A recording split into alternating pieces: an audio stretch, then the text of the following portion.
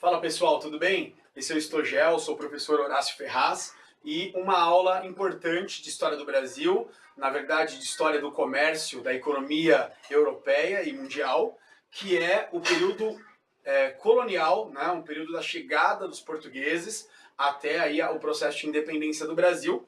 Vou estar dividindo essa aula em duas partes, porque é uma aula meio densa, né, muito conteúdo, e é uma aula extremamente importante para todos os vestibulares do Brasil, espero que você compreenda. O primeiro período da presença portuguesa no Brasil, ele é chamado de período pré-colonial, ou seja, os portugueses estavam mais preocupados com o comércio nas Índias do que propriamente com um início de colonização no Brasil. Eles vão ficar como caranguejos aí, navegando pelo litoral brasileiro, protegendo, né, as terras brasílicas de possíveis invasões dos ingleses, dos franceses, e que são fatores que são coisas que vão acontecer ao longo da presença portuguesa aqui. O Brasil, você deve compreender, quem não assistiu essa aula, temos uma aula de pré-história da América, né? Que é importante, o Brasil já era habitado por milhões de povos, né, que viviam nessa região. Ao norte, na Amazônia, nós tínhamos povos agricultores, no litoral nós tínhamos povos coletores, caçadores, e esses povos eles vão ser vítimas de um verdadeiro genocídio causado pelos europeus.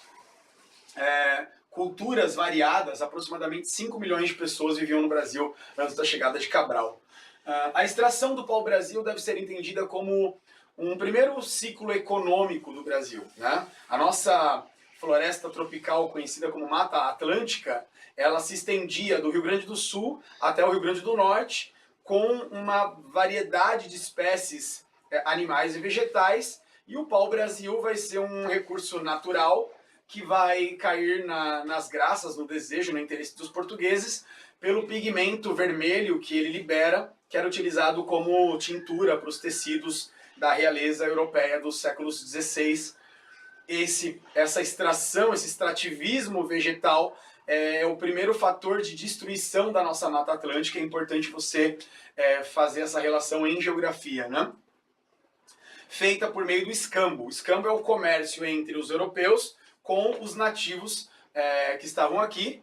Em troca de espelhos, facas e objetos trazidos pelos europeus, os grupos indígenas que estavam presentes no litoral, eles cortavam e carregavam o pau-brasil nos navios portugueses. Há um monopólio por parte de Portugal, que os franceses vão tentar quebrar na região do atual estado do Rio de Janeiro, a França Antártida, né, como foi chamada essa colônia francesa no Rio de Janeiro, que depois eles vão entrar em guerra contra os portugueses e vão ser expulsos da região do Rio de Janeiro. Mas o pau-brasil então despertou interesse não só de Portugal, mas vejam que da França, da própria Inglaterra, que tentou invadir o Brasil e entrou em choque contra os portugueses. Os franceses e ingleses fazendo essas investidas aqui na região do Brasil. A partir de 1530, com a expedição do Martim Afonso de Souza, é que de fato os portugueses começam então a colonizar o Brasil. O açúcar vai ser utilizado, vai ser escolhido como produto a ser produzido, a ser fabricado nas terras brasileiras. E muitas pessoas perguntam por que a cana-de-açúcar, né? O sistema político, o sistema administrativo criado pelos portugueses aqui no Brasil foi o sistema de capitanias hereditárias. O Brasil foi dividido em 15 grandes, gigantes lotes de terra, e esses 15 lotes de terra seriam cedidos pelo rei de Portugal a quem pudesse aqui produzir, aqui gerar algum tipo de riqueza, que nesse caso seria através da produção de cana-de-açúcar. Em 1549, visto que o sistema de capitanias hereditárias ele fracassa, ele não dá certo, o rei de Portugal então vai implantar um governo geral. Esse governo geral é aquilo que representa os interesses da metrópole, os interesses da coroa portuguesa aqui no Brasil. A produção de açúcar no Brasil ela foi favorecida por diversos aspectos, né? Primeiro, o açúcar era visto ainda, né, no século XVI e XVII como um produto de luxo. Então ele tinha uma enorme aceitação no comércio europeu e no comércio mundial. O Brasil é um território continental, né, um país de dimensões continentais, que tem um solo muito fértil, né? O famoso solo de Massapé, que é essa terra avermelhada, que é muito boa para a produção de cana-de-açúcar, de laranja, enfim, para a produção agrícola em geral. O clima brasileiro tropical extremamente favorável também para essa produção, e a experiência que os portugueses já tinham nas ilhas africanas do Atlântico, já estavam produzindo cana-de-açúcar há mais de 50 anos, né, na costa africana, e já tinham uma vasta experiência, por isso eles vão trazer esses engenhos de cana-de-açúcar também para o litoral, principalmente para o litoral do Nordeste do Brasil. A ideia dos portugueses é transferir renda do Brasil, da colônia, para Portugal, para a metrópole. O sistema de plantation é o sistema utilizado, que é essa grande fazenda especializada em cana-de-açúcar, com mão de obra escrava, tanto indígena quanto principalmente a africana, e o tráfico negreiro era também uma forma de ganhar dinheiro, era um modelo econômico extremamente rentável, porque traficar pessoas, sequestrar pessoas no litoral africano e trazer para a América dava muito dinheiro, além do fato de que o rei de Portugal conseguia fiscalizar e controlar a sua colônia através do tráfico de escravos e de outros produtos, de outras mercadorias que eram trazidas da Europa para as Américas a pedido dos senhores de engenho, que eram as elites, né, que eram as aristocracias que viviam aqui. A igreja, ela faz vista grossa em relação à escravização dos negros, mas ela meio que proíbe, meio que impede, bloqueia, cria dificuldades para a escravização dos indígenas. Os indígenas eram vistos como bons selvagens, como negros da terra. Por não serem negros, a igreja acabou criando um projeto de evangelização, e as companhias jesuíticas que vinham para as Américas, elas meio que se confrontavam com os colonos que queriam escravizar os índios, e enquanto a igreja queria de alguma forma protegê-los e evangelizá-los. O engenho deve ser visto como uma unidade básica de produção. O engenho deve ser visto como uma indústria. Há uma plantação em grande escala de cana-de-açúcar, e essa cana-de-açúcar é cortada, é transportada, depois ela é moída, o seu caldo é cozido. Após o cozimento, ele vai para os famosos sinos de pão de açúcar, né? Onde nesses vasos eles serão assados e depois triturados nas casas de pulgar. Todo esse trabalho ele é feito predominantemente pelos escravos, apenas acompanhado pelos mestres de açúcar, pelos feitores, pelos capatazes do engenho. Mas nós podemos dizer que as mãos e os pés dos senhores de engenho são os negros africanos que vão fazer todo o trabalho. E vão trabalhar em condições extremamente penosas. Acordam às 4 horas da manhã e param de trabalhar somente no cair da tarde para a noite, aí 7, 8 horas da noite, num país tropical como o nosso, principalmente em horário de verão, e lembrando que o Nordeste está muito próximo da linha do Equador, então os dias são muito longos, quase todos os meses do ano.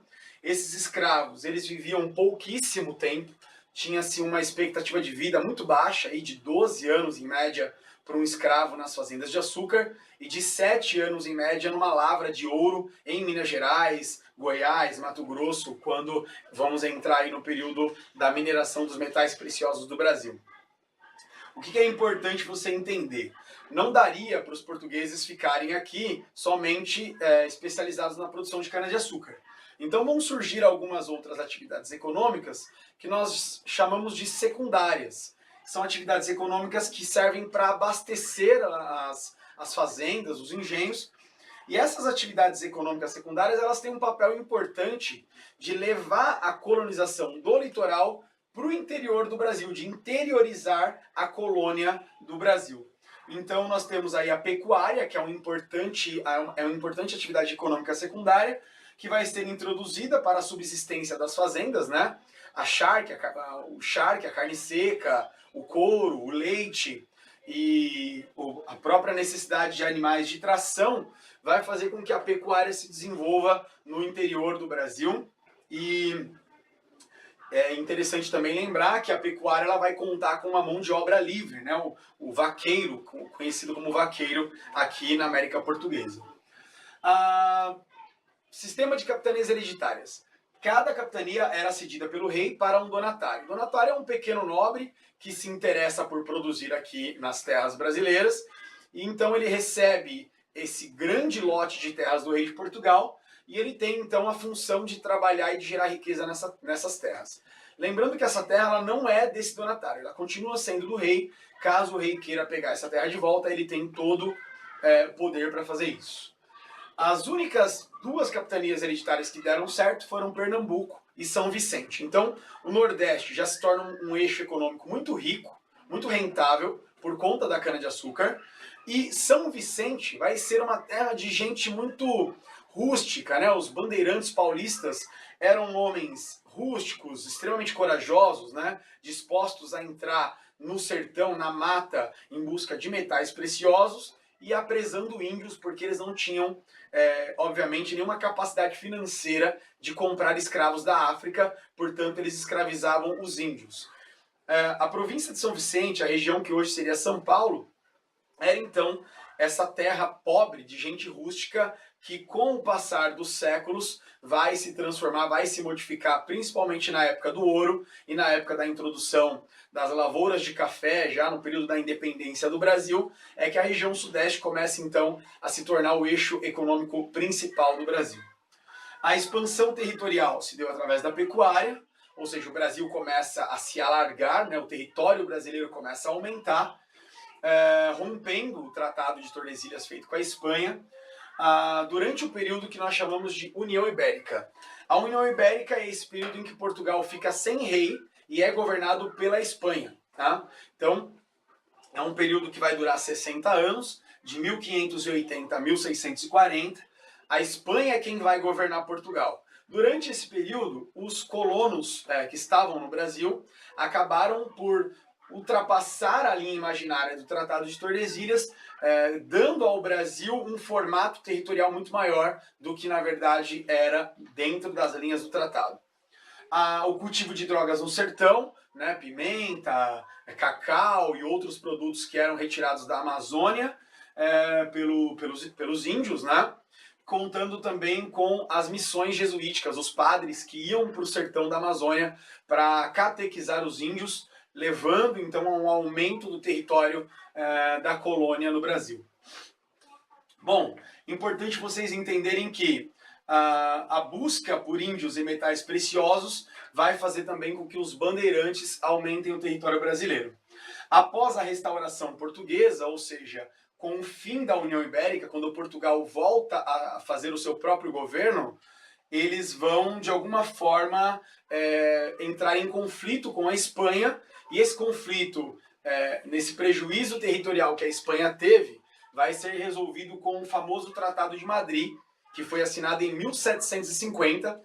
O Brasil tinha, então, aumentado o seu território e a Espanha, obviamente, tinha tomado um certo prejuízo em termos de possessão colonial e territorial. Os holandeses invadiram o Brasil em 1630, durante o período da União Ibérica, porque a Espanha era católica e era inimiga dos holandeses. Os holandeses, então, tiveram seus negócios na América interrompidos pela União Ibérica e decidiram, então, invadir o Brasil. Em 1630, eles vão ficar 24 anos no Brasil e serão expulsos somente em 1654. A presença dos holandeses no Nordeste do Brasil ela é muito interessante, principalmente durante o governo de Maurício de Nassau. Recife e toda a região de Pernambuco foi extremamente modernizada pela presença holandesa. Se construíram observatório astronômico, jardim botânico. O Maurício de Nassau trouxe uma esquadra de pintores, cientistas, que acabaram então por catalogar aí a fauna, a flora e de registrar de forma científica as paisagens do Nordeste brasileiro do século XVII. É muito importante, então, a presença holandesa nesse período. O fato é que os holandeses vão confiscar terras de senhores de engenho do Brasil e vão acabar arrumando intrigas, conflitos com os portugueses e com os brasileiros já nascidos aqui, e eles vão ser expulsos através de uma guerra que nós chamamos de insurreição pernambucana, quando os brasileiros e os portugueses vão expulsar os holandeses definitivamente do Brasil. Os holandeses vão estabelecer a produção de açúcar na América Central, nas Antilhas. Isso vai prejudicar diretamente o preço do açúcar brasileiro, que até então o Brasil era o maior produtor mundial de cana-de-açúcar.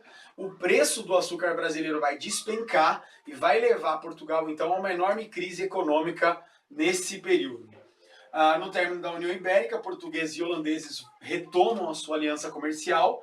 Portugal entra em crise por conta da queda do preço da cana-de-açúcar, e é a partir daí que o rei de Portugal inicia uma fase mais robusta do seu pacto colonial no Brasil, incentivando a busca por metais preciosos e aumentando a cobrança de impostos sobre a colônia brasileira.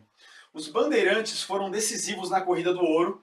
Em 1693 eles vão achar ouro em Minas Gerais e vai haver então um desmembramento da província de São Vicente, que vai ser separada e vai ser criada a província de Minas Gerais, para que o rei de Portugal e o governo geral do Brasil pudessem então controlar a produção de ouro e fiscalizar para evitar contrabandos que serão comuns durante todo o período do ouro.